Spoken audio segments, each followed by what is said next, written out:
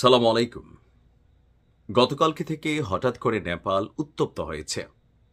আমাদের যে তরুণ প্রজন্ম বা নতুন প্রজন্ম যাদেরকে জ্যানজি বলা হয়, এই শব্দটা এই মুহূর্তে বাংলাদেশের অনেক মানুষের কাছে অ্যালার্জি টাইপেরও একটা শব্দ। যাই হোক, আমাদের জুলাই আগস্ট অভ্যুত্থানের হিরো শহীদ আবু সাইদের যে দৃশ্য সারা পৃথিবী দেখেছে, সেই একই দৃশ্য আমরা দেখছিলাম ইন্দোনেশিয়া থেকে। কিন্তু মাঝখানে হঠাৎ করে আলোচনায় নেপাল। এখন কেন নেপালে গতকালকে একদিনে ১৯টি প্রাণ ছড়ে গেল?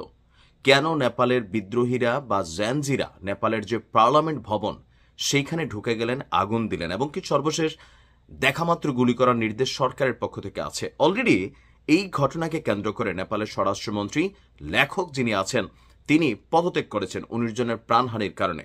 এবার জ্যানজিরা প্রধানমন্ত্রীর পদত্যাগ চাইছেন। বিষয়টা হয়ে গেছে হুট করে একটা আন্দোলন, মানে হঠাৎ করে এটা সরকার পতনের আন্দোলনের দিকে ধাবিত হচ্ছে। আমি যখন এই নিউজটি করছি, রাজধানী থেকে শুরু করে কাঠমান্ডু থেকে শুরু করে নেপালের বিভিন্ন স্থানে ১৪৪ ধারা এবং শুটেড সাইট সরাসরি গুলির নির্দেশনা দিয়েছে সরকার। কেন আসলে হঠাৎ করে এই ঘটনাটা ঘটল? নেপালে দুর্নীতি বন্ধের দাবি এবং সামাজিক যোগাযোগ মাধ্যমের উপর নিষেধাজ্ঞার প্রতিবাদে তরুণদের নেতৃত্বে একটা বিক্ষোভ কর্মসূচি ছিল গতকালকে। গেল কয়েকদিন আগে নেপালের সরকার সিদ্ধান্ত নিয়েছিল social media platform like Facebook, YouTube, x, এই জিনিসগুলো সরকার বন্ধ করবে। তো এরপরে কিন্তু সেগুলা সাময়িক বন্ধ করে দেওয়া হয়েছে। সেখান থেকে ক্ষোভের জায়গাটা, কারণ হুট করে যদি বাংলাদেশে হঠাৎ করে ফেসবুক বন্ধ করে দেয়, সরকারের বিপরীতে মানুষ দাঁড়াতে ৫ মিনিট লাগবে, কারণ এটাকে নির্ভর করে অনেক ধরনের আয় উপার্জন, মানুষের প্রতিবাদ, সামাজিক কর্মকাণ্ড। এই মুহূর্তে এটা লাইফের অবিচ্ছেদ্য একটা অংশ।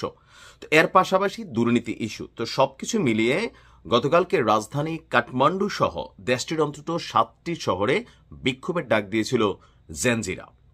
তো বিক্ষোভটা প্রথম দিকে শান্তিপূর্ণ কর্মসূচি থাকলেও সেখান থেকে হঠাৎ করে এটা রায়টে পরিণত হয়।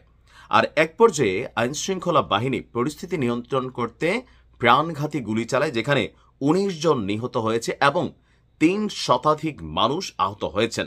সবচেয়ে বেশি সহিংসতা হয়েছে রাজধানী কাঠমান্ডুতে, সেখানে ১৭ জন নিহত হয়েছেন।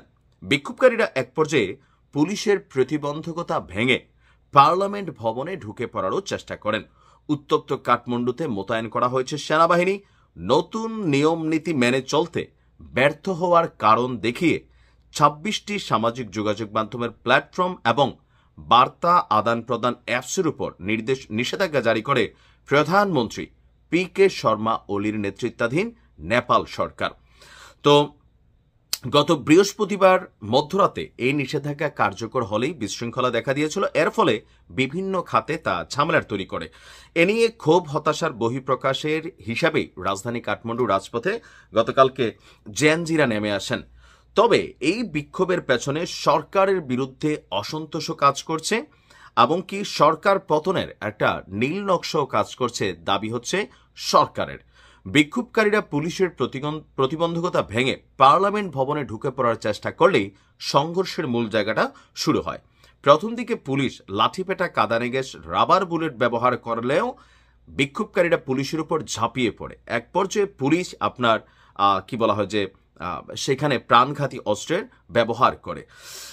তো অলরেডি কাঠমান্ডুর বাইরে পোখারা, ভুটুয়াল, ভাইরাহাওয়া, ভরতপুর, ইতাহারি এবং দামাক শহরেও বিক্ষোভ চলছে। সর্বশেষ এই মুহূর্তে খুবই কঠিন পরিস্থিতি শুরু হয়েছে।